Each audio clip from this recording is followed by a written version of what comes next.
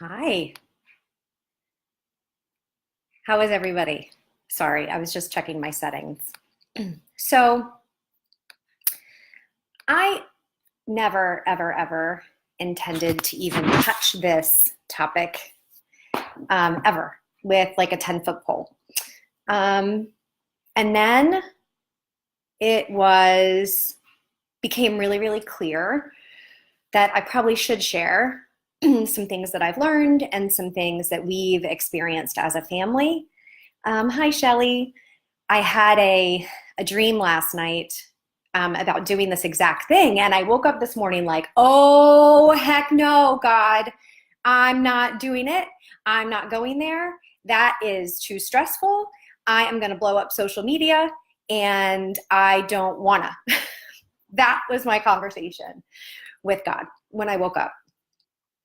But then I just had a couple friends like simultaneously post things or tag me, thank you, Shara, in something. And I feel like just what I'm reading and like I just have to share this. And you may not agree with me.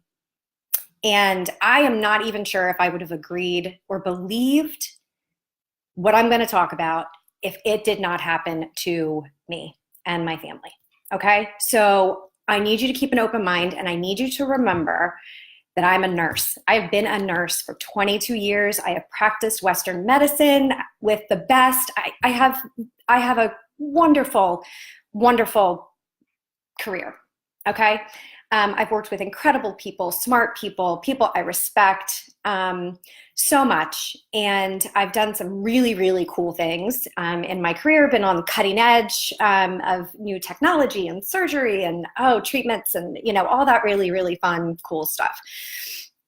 And I've always also had the ability to ask really good questions. I am naturally curious about things, and I most of the time do not take anything that anybody tells me as gospel.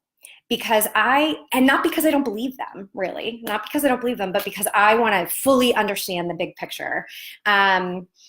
I want to understand it at a really deep level, not a cursory, like perfunctory look. I want to know like what I know and understand it fully. I am a bit of a scientist at heart. I kind of want things to be proven, although I'm also a little bit intuitive and I do go with I will go with my heart and my gut a lot of the time as well, but that's really only after, especially in my career, 20 plus years of experience, right? So,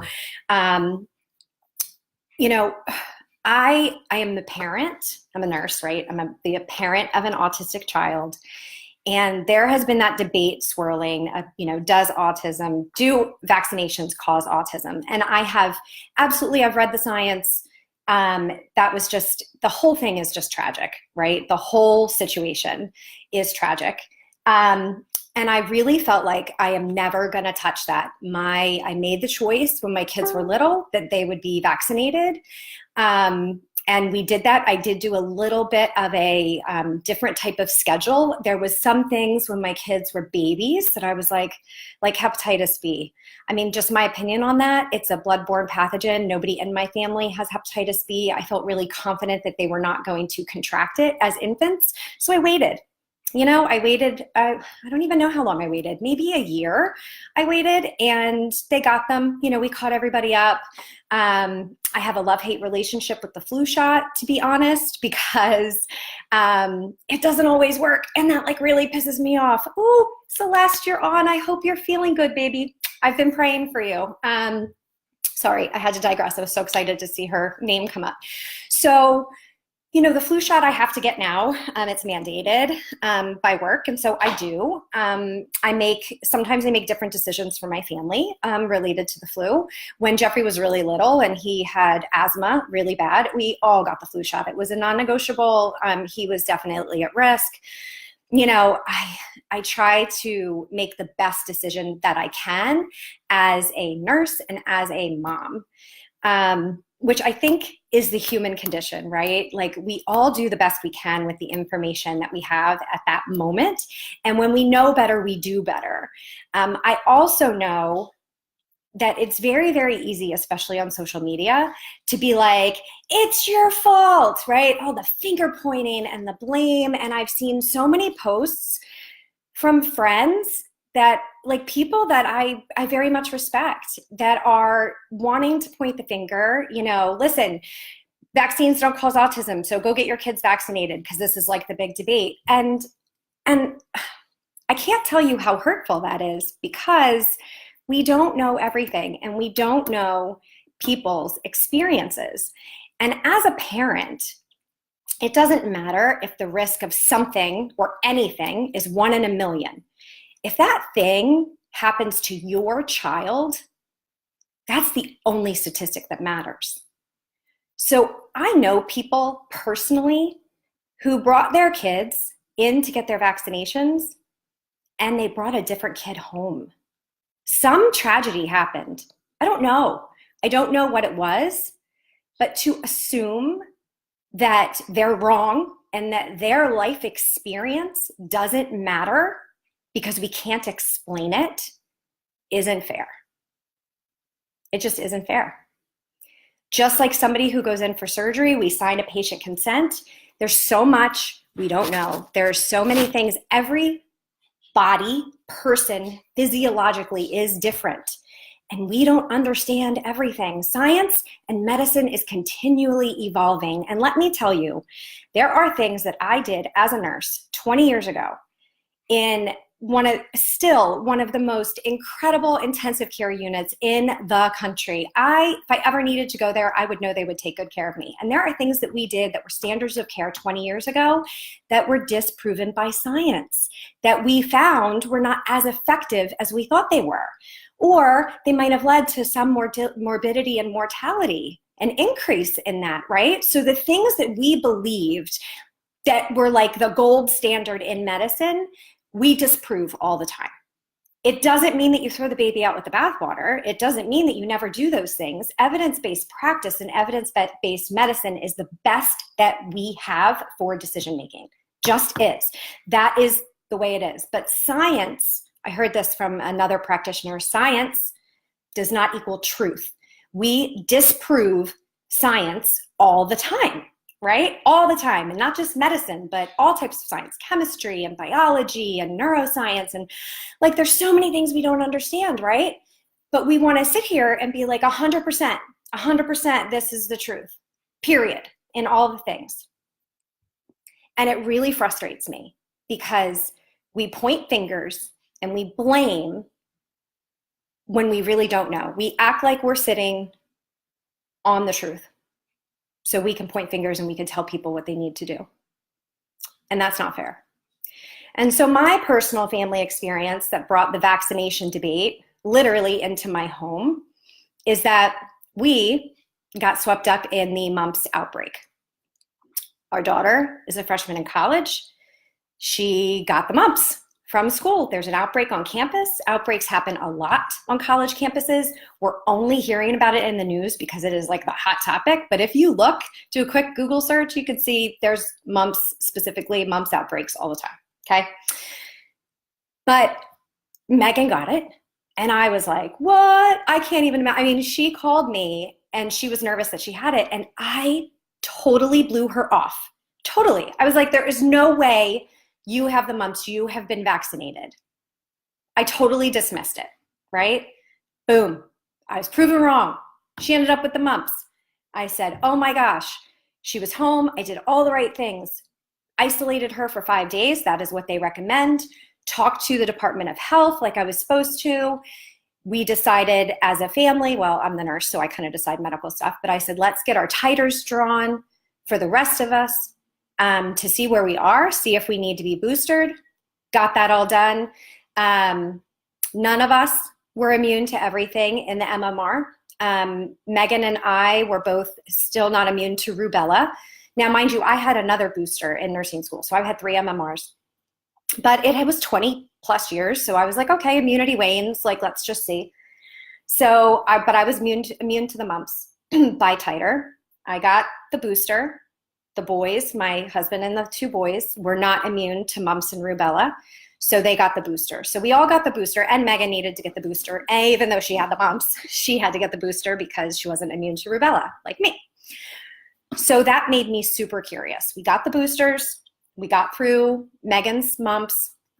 She went back to school.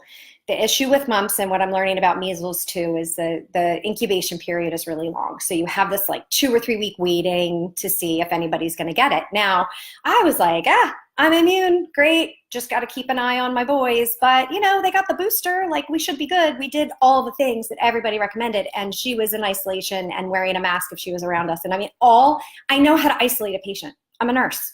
I know how to do this. We have gloves. We have masks. We have things, right? And wouldn't you know that day 17 after Megan's exposure to my husband and my youngest son woke up with mumps. Okay, you could make the argument they had the booster, it didn't have time to work, of course. And listen, even if you've gotten both of your MMR vaccines, it is only 88% effective. 88% effective is awesome, but it's also not 100%. 12% on a college campus like Megan's is 40,000 kids. 10% of those kids is 4,000 people plus that are at risk and maybe not immune, right? So there's going to be, and they haven't had anywhere near that many that have gotten it. I think it's in the 100s or something like that. I haven't seen it on the news lately. But I was like, okay, but 88% out of my family of 5. I don't even know what that is, right? Maybe one person should get it. So I honestly felt like, okay, it was probably Megan. She drew the short straw. Poor girl. We're just going to move on. No, Dan and Christian wake up with it. So luckily, I am on a first name basis with the nurse down at the Department of Health. Called her right away, said, okay, this is what I think I'm looking at. She confirmed. She said, you just got to, isolation for 5 days. You guys just got to ride this out. That's all you can do. It's viral. Okay, fine. I knew what to do. At least I knew what to do. Soft foods, because it makes it difficult to chew. More annoying than anything else. We didn't feel worse than that. We didn't get the fever and the chills and the stuff that some, they'll tell you are signs of the mumps, probably because we were vaccinated. So they had milder. Megan was really miserable, but the boys seemed to have a more mild course. And so, but what we had to do, because Dan's a teacher and my son goes to school, is we had to notify, of course, the nurse, the school district, all that stuff. So a letter goes out from the school district that, there's a child at the school, with the mumps. I cannot even tell you, I had a difficult time going on social media, at least in the groups for my community, for the school district in my community. The level of judgment and opinions and ignorance was astounding. Like my heart's starting to beat really fast right now because it is so disturbing what we had to go through.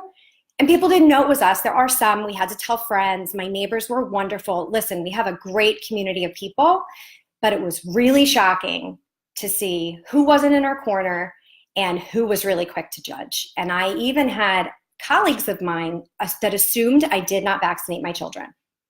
What? Okay.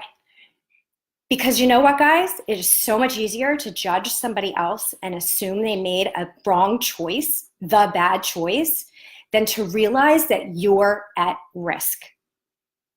To realize that you don't maybe understand and have all of the information that you need to make good choices. And what I have learned is that we all accept the risk of the flu vaccine. We accept the fact that the scientists may have gotten it wrong. There's a chance we'll get it anyway if we get the strain that they didn't choose, or it's only 80% effective or 60% effective. It's on the news, right? We accept that risk. What we don't accept, and I didn't realize as well, is that these diseases are not eradicated. They're here. Mumps are here, measles are here, other countries, in people who are immunocompromised, I don't know, but they're here.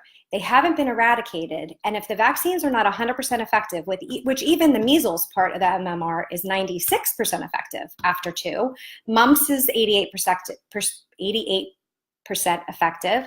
Rubella, I don't know, I'd have to look it up because out of all 5 of us, none of us were immune to it. So I don't know. But it begs the question, why are we not asking better questions of the CDC, the Department of Health? Why are we not saying, like, what is going on? What's the full picture? We all want to point the finger. We want to be like, thanks, anti-vaxxers. It's all your fault. But I'll tell you, I know a lot about the outbreak at Temple, and almost everybody was vaccinated. I cannot say 100% because I am not there, but they were vaccinated. So what does that mean? That means we can't point the finger. And our community was so quick to judge and so quick to point the finger and assume. And it was so disheartening. I can't even tell you. It was so disheartening that I had to protect my family. I had to get defensive in the middle of caring for people who were not feeling well. I had to get defensive to be like, I'm not an anti-vaxxer. Like, why? Why do I have to be defensive like that? Why are we pointing fingers? Because then what happens is you're in or you're out club, and then nobody can have an educated conversation so that we can learn. And here's the kicker. I woke up with mumps. 3 days later, I was immune by titer. Remember that blood work I had done? I was immune. I got the mumps anyway. I literally lost my mind. I called the Department of Health nurse and I said, this is craziness. This is absolute craziness. What is happening? And she said, and I just read another article, I'm going to link some stuff here, that they are learning in the trenches now. We don't know what we don't know. And now they're learning. And she said, there's so many things. I mean, and this is what she said to me. She said, we assume what we think is how you catch the mumps, like close contact. She said, but clearly you know how to isolate your daughter and your family. So, I did all the things right, you would assume, right? So we should have been protected. But maybe it's spread easier than we think it is. Like, we don't know. I mean, this was the conversation with her. And here was another thing that was frustrating. And they were very helpful. I mean, we don't know what we don't know. Okay, that's where we are. But I even asked, I said, before you send that letter to the school district, because I knew people were going to freak out and we were going to be the targets of the freak out, because it's so much easier to blame another person than realize you're at risk. I get it. We're human. But it's still not easy to go through. And then, I asked her, could you please put the truth in the letter that says that he was vaccinated? Because that's the truth. It's not a lie. And she said no. They will not put that in the letter because it could give the anti-vax movement some fodder, some assistance. So they wouldn't protect my family by saying that we did the right things, okay? They wouldn't protect my family. So I had to protect my family. And I'm the one that has to defend my family, even though I did all the right things. That does not sit well with me, because that's not the full truth. And that leads to a lot of blame, which is exactly what it did, a lot of pointing fingers, a lot of assumptions. And that puts us in the situation where it is us versus them. And if we're having a resurgence of these diseases that we thought were gone, the last thing we want to be is choosing sides. The last thing we want to do is not be listening to each other, because the only way that we can get through this is to create more knowledge and ask really good questions, scientific questions, and put some pressure on the CDC or our government to say, let's research this. The bottom line is people get hurt from vaccines. And we probably don't understand why or how or the mechanism. But for us to sit there from our high horse because our kids are fine and say, get them anyway, right? But you've got these families who have been devastated by vaccine injuries. That is super short-sighted. Like, let's have a conversation and let's figure out if maybe there's this group of kids or something that's saying, hey, these kids don't do well with vaccines, and why? Like, what is it in their body physiologically? Is there a gene? Is there a this? There's so much we don't know. But if we shut down the conversation and make it an us versus them, nobody wins. Nobody wins. And I feel really, really bad for those families who do the right thing or think they're doing the right thing and maybe ended up like us and like shit happens. I'm sorry, I cursed. Like maybe ended up where we are, but don't have enough courage to like come out and say it like it is. I want there to be better questions asked, and I want there to be more research done. And I want us to really figure this out and not take it for granted like those diseases are eradicated. Because they're not, guys. They're here. And I'm going to post some articles. I have been amassing information because I find it really fascinating. And if you'd like to educate yourself, please read what I'm going to post. And it's not inflammatory, and I'm not choosing between vaccinations and anti-vax. I am really not. What I am a proponent for is choice and conversation and asking really good questions and getting educated, because that's what you have to do. And you have to make decisions for your family that are right for your family, not right for my family, not right for somebody else's family, but right for your family.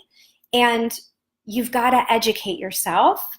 And I didn't know. And even, with the whole mumps outbreak on campus, if I had known that my daughter was at as much risk as she was, I would have had a different conversation with her, because my conversation was, you've been vaccinated. You're totally fine.